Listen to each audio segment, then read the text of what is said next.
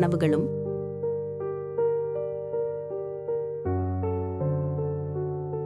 வணக்கம் நண்பர்களே, மன்னர் விக்ரமாதித்யா மற்றும் குறும்புத்தனமான வேதாளம் பற்றிய இன்னொரு கதைக்கு திரும்பி வந்திருக்கும் உங்கள் அனைவருக்கும் வரவேற்கிறேன்.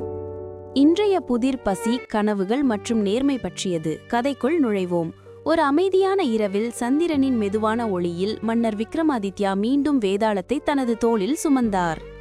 அந்த வேதாளம் ஒரு பக்கமிருந்து இன்னொரு பக்கம் ஆடிக்கொண்டே வினோதமாக சிரித்து கொண்டிருந்தது. விக்ரமாதித்யா என்று வேதாளம் கூச்சலிட்டது.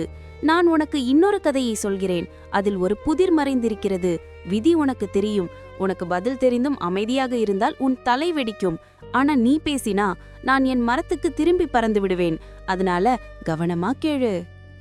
ஒரு பெரிய நகரில் 3 விதமான மனிதர்கள் வாழ்ந்தார்கள். முதலாவது ஒருவர் ஏழை பிச்சைக்காரன். அவன் ஒவ்வொரு நாளும் பசிக்கு துடித்து தெருக்களில் அலைந்தான். இரண்டாவது ஒருவர் பணக்கார வணிகர். தங்கம், கடைகள் எல்லாம் அவனிடம் இருந்தும் இன்னும் ஆசை தீராதவன். மூன்றாவது ஒருவர் துணிச்சலான சிப்பாய். வலிமையானவன், விசுவாசமுள்ளவன். ஆனால் நீண்ட போருக்கு பிறகு சோர்வடைந்திருந்தான். ஒரு மாலை தற்செயலாக மூவரும் உணவுக்காக ஒரே வீட்டுக்குள் வந்தார்கள். அந்த வீடு சிறியதாயிருந்தது. உள்ளே ஒரு துண்டு ரொட்டி மட்டுமே இருந்தது. பிச்சைக்காரன் சொன்னான், எனக்கு இது வேண்டும், பல நாட்களா சாப்பிடவே இல்லை.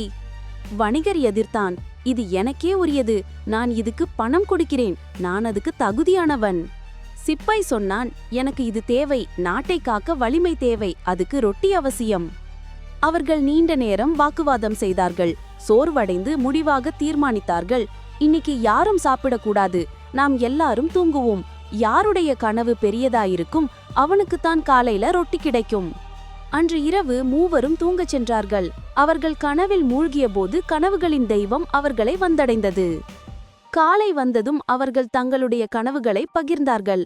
முதலில் பிச்சைக்காரன் சொன்னான், என் கனவில் நான் சொர்க்கத்துக்கு போய்விட்டேன். அங்கு வலியும் பசியும் இல்லை. தேவதூதர்களால் சூழப்பட்டிருந்தேன். அங்க ரொட்டி தேவையில்லை. ஆனா நான் சொர்க்கத்துக்கே போனேன். அதனால ரொட்டி எனக்குத்தான் உரியது. பின் வணிகர் பெருமையுடன் சொன்னான், என் கனவில் நான் ஒரு ராஜாவா ஆனேன்.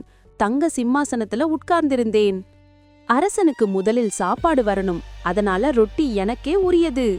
இறுதியில் சிப்பாய் புன்னகையுடன் சொன்னான், என் கனவில் நான் ஒரு பெரிய போரில் போராடி வென்றேன். வெற்றி எனது.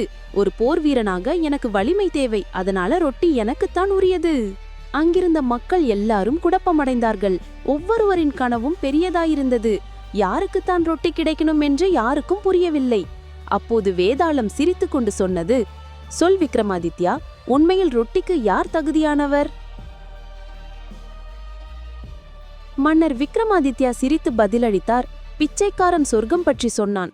அதாவது அவன் ஏற்கனவே பசியிலிருந்து தப்பிச்சிட்டான். சொர்க்கத்தில் ரொட்டி தேவையில்லை. வணிகர் ராஜாவா கனவு கண்டான். ஒரு ராஜாவுக்கு ஒரு துண்டு ரொட்டிக்காக கவலைப்பட வேண்டிய தேவையில்லை. ஆனா அந்த சிப்பாய் பாருங்க, அவன் நாட்டுக்காக சண்டையிட்டு உயிரை பணயம் வைக்கிறவன். அவனுக்குத்தான் வலிமை தேவை. அந்த வலிமையை தரப்போவது அந்த ரொட்டிதான். அதனால ரொட்டி சிப்பாய்க்குத்தான் உரியது. அதை கேட்டு வேதாளம் உரக்க சிரித்தது. ஹஹஹா, விக்ரமாதித்யா, உன் ஞானம் வாளை விட கூர்மையானது. உன் பதில் சரி, ரொட்டி சிப்பாய்க்குத்தான் சொந்தம். ஆனா நீ பேசிட்ட, அதனால விதி போல நான் என் மரத்துக்கு திரும்பணும். அதனுடன் வேதாளம் பறந்து இரவின் வானில் மறைந்தது. அதனால நண்பர்களே, மன்னர் விக்ரமாதித்யா மீண்டும் வேதாளத்தின் சிக்கலை தீர்த்தார். இந்த கதையிலிருந்து நாம் கற்றுக்கொள்வது, செல்வமும் கனவுகளும் ஒரு உண்மையான நோக்கத்துக்கு உதவாவிட்டால் அவை வீணாகும். மற்றவர்களுக்காக உழைப்பவர்களுக்கும் காப்பவர்களுக்கும் வலிமை அளிப்பதே உண்மையான மதிப்பு. இதுதான் இன்றைய கதை முடிவு. அடுத்த மர்ம கதையில் மீண்டும் சந்திப்போம்.